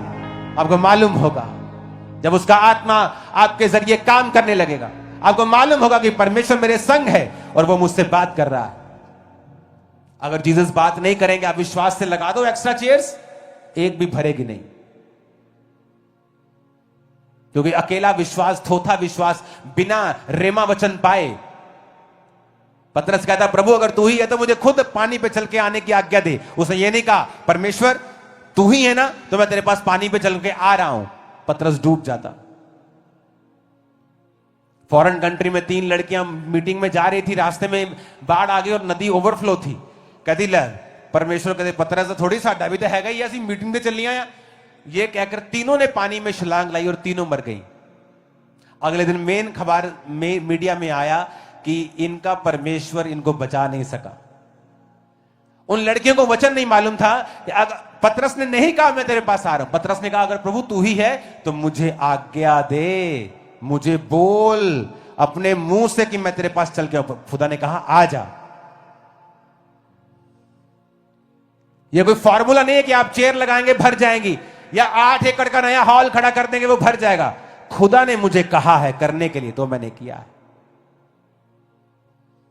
अब खुदा कैसे कहेगा अगर वो आपसे नाराज है तो, अगर आप उसका स्वभाव नहीं दिखा पा रहे हैं तो, अगर आप प्रार्थना में आपकी लाइफ में कमी है, आप बाइबल नहीं पढ़ते हैं, आप जीवित चर्च के मेंबर नहीं हैं, आप इतने बिजी हैं उसी जॉब में, आप उसी जॉब में मर जाएंगे और आपकी कभी भी लाइफ में बढ़ोतरी नहीं हो पाएगी अगर आप यीशु मसीह के पीछे नहीं जाएंगे तो। हमें सुधरना होगा अपने लिए, अपने बच्चों के लिए, अपनी जनरेशन के लिए। जो कर्ज, जो लिमिटेशंस आप लोगों ने सही हैं, अपने बच्चों को उन्हें विरासत में मत दें। उनको विरासत में अच्छी चीजें दें, क्योंकि धर्मी के भाग में लिखा है वो अपने नाती पोतों के लिए संपत्ति छोड़ जाता है। कर्जा मत छोड़ के जाए अपने बच्चों के लिए, ब्लेसिंग्स छोड़ के जाए। और ब्लेसिंग सिर्फ पैसों की नहीं होती, प्रॉपर्टी की नहीं होती। एक अच्छा कैरेक्टर, क्राइस्ट के साथ मेल मिलाप, यीशु मसीह जैसा जीवन जीना अपने बच्चों को दे के जाएं। आपके बच्चे कभी भूखे नहीं होंगे, फिर कभी निराश नहीं होंगे, कभी डाउन नहीं होंगे। दुनिया उन्हें अब के बाद अब के बाद अब के बाद अब के बाद अब के बाद अब के बाद अब देखेगी यीशु मसीह के सामर्थ्य आपने, वो उन्हें आप ही देखेगी। लोग आपको लॉक डाउन करना चाहे, जैसे भी आपको डाउन करना चाहेंगे आपको 10 गुना ऊपर देखेंगे 1 महीने के अंदर अंदर। खड़कने वाला चाहिए शैतान के खाने में। Hallelujah, hallelujah, hallelujah. आपके ऊपर एक जिम्मेवारी है, क्राइस्ट को दिखाने की जिम्मेवारी। आप पैसे के प्रभाव में नहीं आ सकते, चीजों के प्रभाव में नहीं आ सकते। बहुत से लोग मेरे पास आते थे कि आपका इतना बड़ा चर्च है, हम आपको पैसा देते हैं, आप वाइट में हमें कन्वर्ट कर दो, हमसे इतने % ले लो। मैंने कहा यहां वापिस मत आना कभी मेरे पास, क्योंकि अगर मुझे पैसा ही चाहिए, अगर मुझे सिर्फ पैसा ही कमाना है, मेरे पास दुनिया ओपन है। मैं दुनिया के किसी कोने में जाकर काम कर सकता हूं। मैं एक बिजनेस घराने से हूं, मैं जहां भी जाऊंगा कामयाब हो जाऊंगा, मुझे पता है, मैं मेहनती हूं।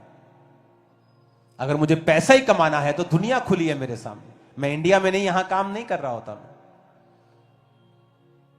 शायद इसीलिए परमेश्वर ने मुझे ज्यादा दिया है, मुझे भरोसा रखता है कि मैं उसको मिसयूज नहीं करूंगा। ऊंची आवाज में कहो हालेलुया।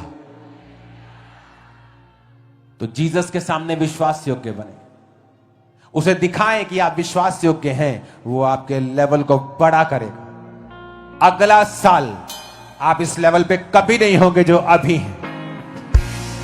आमीन। साथ चाहिए और ऊंचे चाहिए इन जीसस नेम, और तौबा के साथ चाहिए, तौबा के साथ। लेब्रोसोथोलो लेब्रोसो मांदानावा साखरियांदानावा शिबांदो।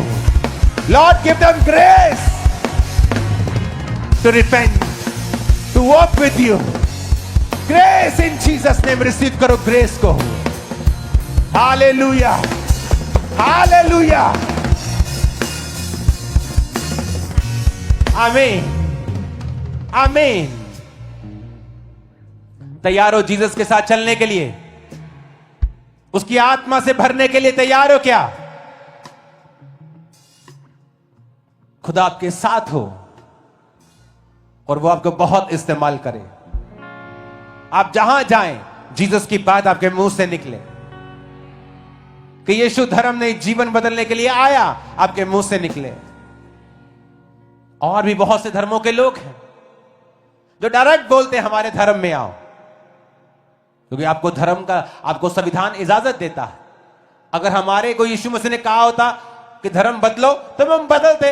हमें क्या, किससे डर है? किसी से नहीं। लोग आपके शरीर को नाश कर सकते, स्पिरिट को थोड़ी नाश कर सकते। जीसस ने कहा उनसे क्यों डरते हो? तुम्हारे शरीर को जो नाश कर सकता है उससे डरो, तुम्हारी आत्मा को जो नाश कर सकता है। लेकिन जीसस ने नहीं कहा, उसने कहा जाओ और सुसमाचार दो, गिव गुड न्यूज। क्या गुड न्यूज? तुम्हारे पापों के लिए जीसस ने जान दी है, लहू को बहाया, तुम्हारी बीमारियों के लिए कोड़े खाए हैं। गुड न्यूज दो, लोगों को बचाओ, उन्हें ब्लेस करो, उन्हें मेरी आज्ञाओं को मानना सिखाओ। आज यही मैसेज मैं आपको दे रहा हूं और मेरा बिलीव है आज से आपकी जिंदगियां सेम नहीं होंगी। आप यीशु मसीह में ऐसे चलेंगे जैसे चलना चाहिए। आप में से कोई भी जन सुबह की प्रार्थना के बिना अपने कामों पर नहीं निकलेगा। रात को बिना प्रार्थना के वो सोएगा नहीं। मैंने नोटिस किया है आज शैतान का सबसे बड़ा हथियार आपका मोबाइल फोन है। The biggest weapon of devil, the biggest, आपका phone is the biggest weapon.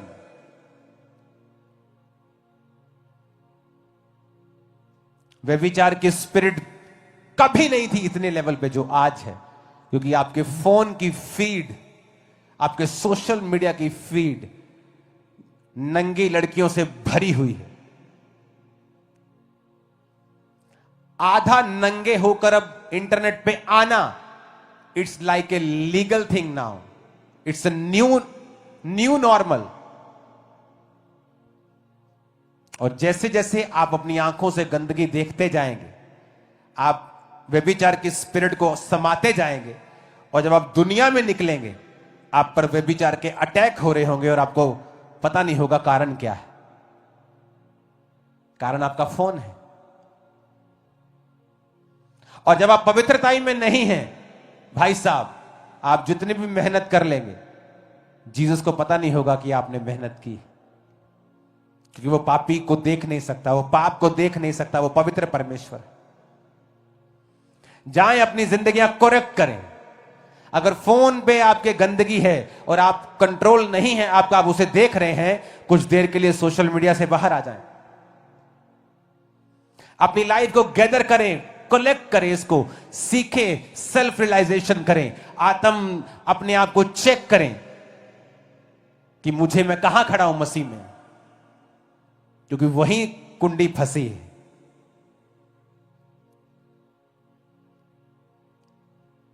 आपको लाख तरह का ज्ञान हो, लेकिन वो प्रैक्टिकली आपके लाइफ में काम कभी नहीं करेगा, आपकी सेवकाई में कभी नजर नहीं आएगा, जब तक आप क्राइस्ट के वचनों पे चलेंगे नहीं और प्रैक्टिकल नहीं होंगे। यीशु को शैतान जो भरमाता था उसके पास भी ज्ञान था, बोलता था कि जा अपने आप को इस चर्च से नीचे गिरा दे, इस पहाड़ से नीचे गिरा दे, तेरे पिता के वचन में लिखा है कि स्वर्गदूत तुझे उठा लेंगे। उसने कहा यह भी लिखा है कि तू अपने पिता अपने परमेश्वर की कभी परीक्षा ना कर।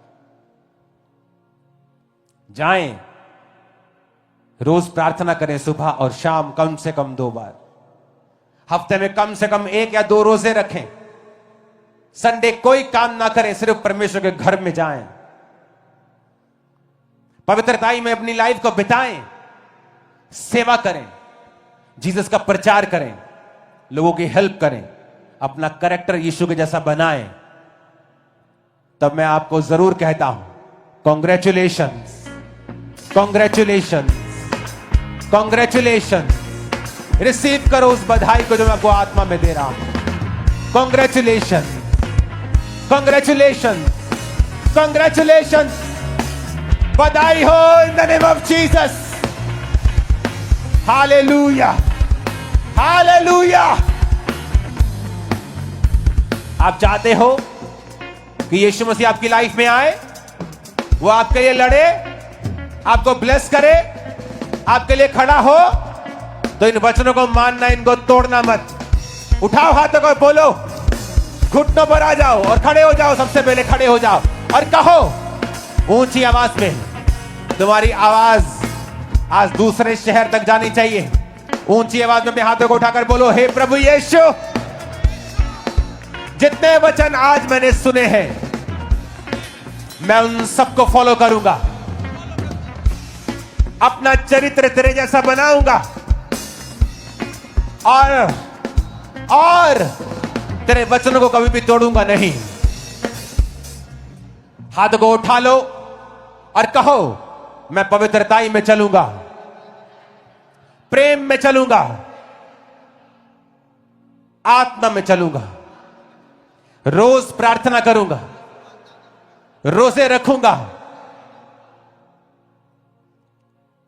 जो लोग सोचते हैं कि मुझे फलानी फलानी शारीरिक दिक्कत है इसलिए मैं रोजा नहीं रख पाता हूं, रख पाती हूं, खुदावंद का आत्मा कह रहा है तुम रखना शुरू करो, शैतान के बंधन टूट जाएं। उठाओ हाथों को, खुदा से कहो, मैं जीवित चर्च में जाऊंगा, तेरी आराधना करूंगा और सेवा करूंगा। जो तूने कहा है पिता, मैं वो सब मानूंगा, मैं वो सब मानूंगी। यीशु मसीह के सामर्थी नाम में हम मांगते हैं। अपने घुटनों पर अब आ जाओ सब लोग, सब लोग, और सुनो मेरी ओर देखो। आज खुदा ने मुझसे कहा है आप लोगों के लिए, वो आपको आज पवित्र आत्मा से भरपूर करेगा, पूरी तरह से, पूरी तरह से आपको वो फिल करेगा। आप तैयार हो भरने के लिए? क्योंकि वो आपको भर नहीं सकता जब तक आपको खाली ना करे। आपकी मैं से, आपके बदला लेने की उस फितरत से, आपकी चिंताओं से, जब तक वो आपको खाली नहीं करता, वो आपको अपनी स्पिरिट से भर नहीं सकता। इसलिए मैंने आपको वर्ड दिया है, और अगर आपने उन वचनों को कबूल कर लिया है तो परमेश्वर इस सॉन्ग की वर्शिप के दौरान 2 चीजें होंगी। आप पवित्र आत्मा से भरपूर होंगे, और दूसरा, जो डेवल स्पिरिट्स हैं आपकी बॉडी को खाली कर जाएंगी और आप सदा के लिए फ्री हो जाएंगे। और जब शैतान आपकी बॉडी को छोड़ के जा रहा है तो उस खाली जगह को भरने के लिए पवित्र आत्मा आपकी लाइफ में होगा। अगले 15 मिनट जब सॉन्ग के साथ वर्शिप हो रही होगी, आपको कहीं नहीं देखना है लोग क्या सोचेंगे। आपको अपनी बॉडी को खुला छोड़ना, तालियों के साथ खुदा की महिमा करना और खुदा से कहना। आप जानते हैं एक बात, उस डॉक्टर की मां ने कहा मैं मसीह में थी, लेकिन उस डॉक्टर ने कहा नहीं, मुझे लगता मेरा धर्म बदल जाएगा। लेकिन परमेश्वर उसको ऐसी कंडीशन में ले गए जहां से उसको मसीह की असलियत का मालूम हुआ। सम टाइम आप नोटिस करते हैं कि ये दुनिया आपको निराश कर रही है, आपकी फैमिली आपको निराश कर रही है। क्यों? क्योंकि परमेश्वर आपके अंदर नहीं, उसकी भरपूरी नहीं। तो सम टाइम वो रिजेक्शंस हमें जीसस क्राइस्ट के नजदीक कर देती है, यीशु मसीह के नजदीक कर देती है। और जब हम जीसस क्राइस्ट के नजदीक नहीं जाते हैं तो जीसस हमें नोटिस करता है कि मैं इसको लगातार निराशा देता ही रहूं जब तक ये सेल्फ रियलाइजेशन नहीं करता कि मुझे जीसस के करीब जाना है। देन एक फ्रेंड के बाद दूसरा, दूसरे के बाद तीसरा, फैमिली के बाद दूसरा फैमिली मेंबर, फिर वो आपको लगातार निराशा ही मिलती है जब तक आप ये रियलाइज नहीं करेंगे कि मुझे अब परमेश्वर चाहिए। आज जब आप पवित्र आत्मा से परिपूर्ण हो जाएंगे, आप जब सोएंगे, आज रात को सोते सोते भी आप वर्शिप कर रहे होंगे, आप नोटिस करेंगे कि आपके अंदर, आपकी स्पिरिट में, आपकी बॉडी में वो अनॉइंटिंग फिल हुई है।